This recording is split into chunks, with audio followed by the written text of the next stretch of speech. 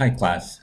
I wanted to get in touch with you to share a few important tips to make sure that you are successful in your persuasive speech. One of the things that you have to think about is following the criteria or the rubric that you were using for the informative speech. And in this instance, for the persuasive speech, is actually the exact same one. The main difference between an informative and a persuasive speech is that on the informative, you're only doing a lecture and you're only letting the audience know how something works or how something happens or how something is done. And the persuasive speech, at the end of the presentation, you need to ask for something from the audience. You need to make a demand or ask them to do something about what you have talked about. Remember that the criteria for the persuasive speech is we're using 9 different criteria. And the first one is do not begin your presentation by saying the topic of my speech or today I'm going to talk about.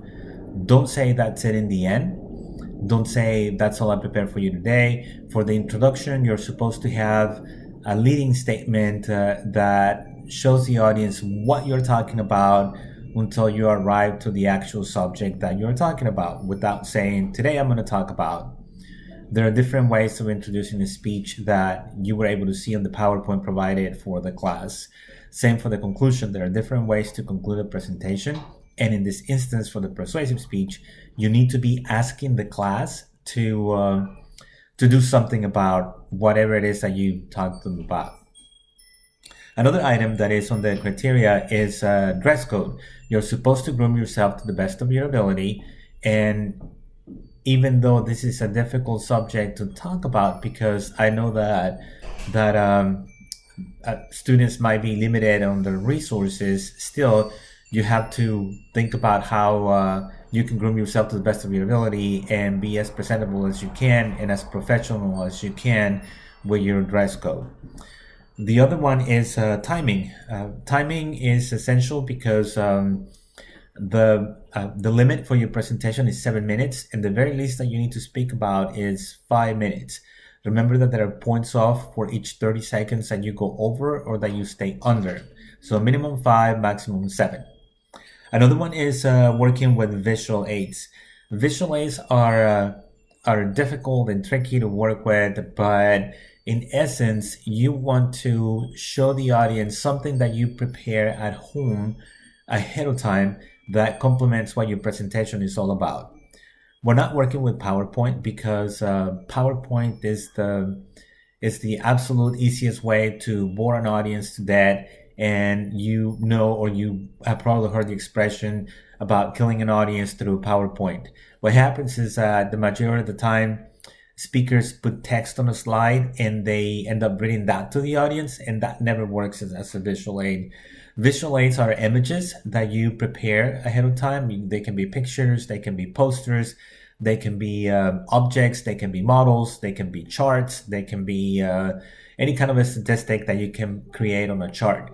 But the trick about it is that they have to be visible to the audience and you have to spend the time explaining how they work. So think about visual aids. It's a really important part of your presentation and one that can enhance the result of your presentation. Another one is quoting sources. Remember that for your presentations, you're supposed to quote 3 sources. And one of the main questions is, how do I know when I need to quote a source? It's really not difficult to tell when you're supposed to be quoting a source. So the requirement is that there's a minimum of 3. Anytime you talk about something that either doesn't make sense or it's not common knowledge, then that is a great opportunity to quote a source. If you're talking about statistics or if you're talking about events or any kind of information that we're not necessarily aware about, then that we're not it's not common sense, then it's a great place to quote a source. Other items are required for this presentation. Remember that you're supposed to do an outline. There's a format that was provided for you. The majority of you follow it just right for the informative speech. Don't forget to follow that format. I'm going to be a little more strict about following that format for the persuasive speech. That outline, that works cited and the outline are going to have to be turned in along with your presentation. The link to your presentation, the outline and the works cited are going to have to be uploaded on the assignment tab for the Canvas page when the assignment is due. I think that one of the most relevant and most crucial items that you need to be working with is eye contact. Remember that in this presentation, you're not supposed to read your presentation. You're supposed to be looking at the audience. You're supposed to be engaging. You're supposed to have great energy, choice of words. So your vocabulary counts for so much. And there's something that happens when one connects with the audience, which is not easy to explain. But it does happen if you, for example, avoid speaking on a monotone, speaking with great energy, staying organized with your arguments, with your ideas, and everything that you wanna portray to the audience. So with that in mind, remember that a persuasive speech is one in which not only are you doing a lecture and explaining how something works or how something happens, but you also want the audience to do something about it. In this instance, say that you decided to talk about convincing the audience that everyone should have a passport, because we all need to be traveling and it's fun to travel. But as it turns out, the majority of Americans do not travel outside our country, and that is different from many European countries and other countries around the world. And so in this instance, for example, that would be a great place to quote a source if I'm using statistics or numbers, or if I'm making claims that are difficult to prove. Then how do you know that what I'm saying is true? You could talk about, for example, how volunteering is an important part of society and our community, and it creates a better environment. So then what kind of opportunities could you provide the audience so they can go out and volunteer? And then in the end, ask them to volunteer. How about learning a second language? You know that the world keeps on getting smaller instead of larger. And by that, we mean that we are often interacting with people from all over the place. So then think about those subjects that we want to make you say, tell the audience to do something about it.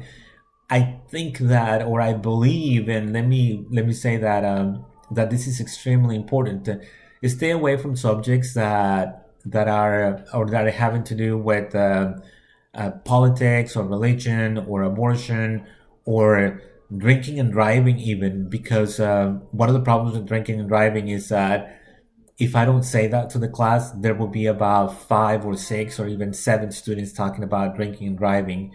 But there are so many other subjects that you can talk about, such as the importance of wearing a seatbelt, or maybe reading to babies before they're born, or how you should spend more time with your family. The ideas are multiple, and you have to use your imagination. Don't ever think that just because you are intrigued and interested and you know a lot about a subject, that other people already know about that subject. You will be surprised as to how little we all know about something that you find fascinating and something that you already know. Most important of all, and in the end, think about how to be persuasive and to get people to do what you want them to do. You have to believe on that subject yourself. You have to love it, and you have to, the way people say as a figure of speech, you have to own that topic, because if you're not interested in it, if you're not engaged, if it's not something that you absolutely love or adore, then why would I care about it myself? If you're not going to be intriguing, interesting, and portraying this energy that shows that you care for what you're talking about, and being basically having that enthusiasm that it takes to talk about something that you really, really like, that you even enjoy talking about it. If you have any questions, let me know how I can help you. Don't hesitate to ask questions ahead of time or early on. Don't procrastinate. And in the very end, the one thing that will make a difference for your presentation after everything is over and done with is how much you practice ahead of time. Because once you get ready to do it, if you know the information, and if you trust that you know the information, then you will be successful in the end. Thank you.